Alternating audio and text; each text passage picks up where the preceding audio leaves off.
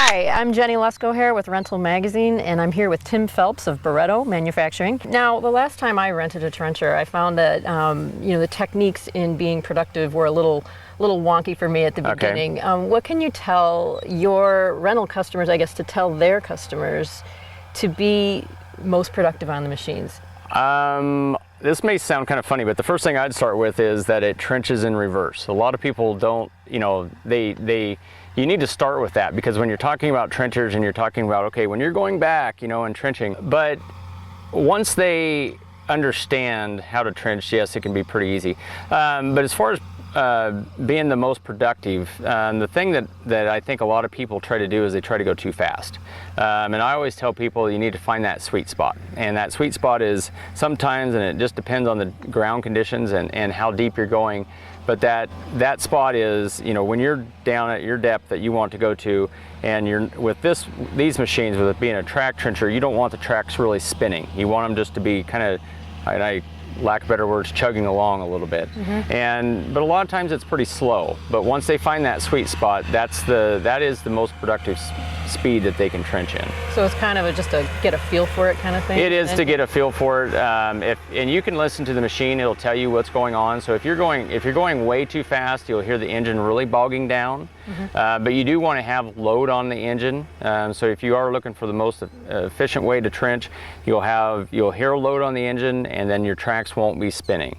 But yet they're moving, and you do have load on the engine. That's kind of what we're looking for. Well, what about when you hit an obstacle? Because that's something that I think is probably inevitable for anybody using a trencher. Is there a technique in getting around, or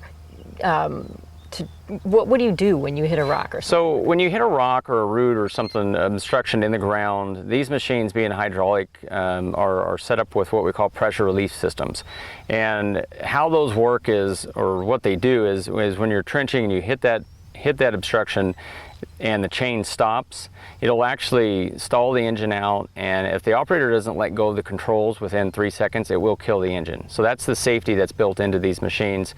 So what I tell people is, when they hit that rock or whatever the obstruction is, once they hit that, let go of the controls, and then you can operate the chain forward and reverse manually, is what we call it, but you're actually doing it without running the tracks.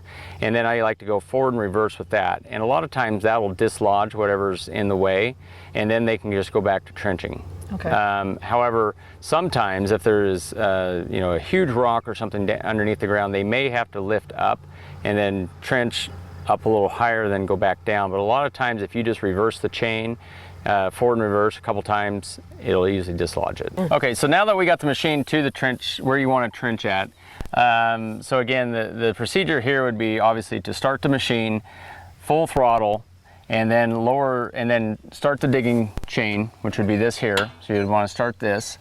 So that would be going. You want to leave the track drive in at park neutral, and then you want to go down to your dig depth. And when you're going down to your dig depth, you want to kind of just give this in little increments. So let it go down, let it kind of catch up, then go down a little bit more and catch up. And it takes a while to get to your full dig depth. And again, not knowing what the soil conditions are, sometimes that's when you're gonna really be able to tell, okay, that's really rocky conditions, or no, I have really good conditions. But then once you get down to full dig depth, and once you hear that this is not going down any further, then you can start coming back slowly with your track drive.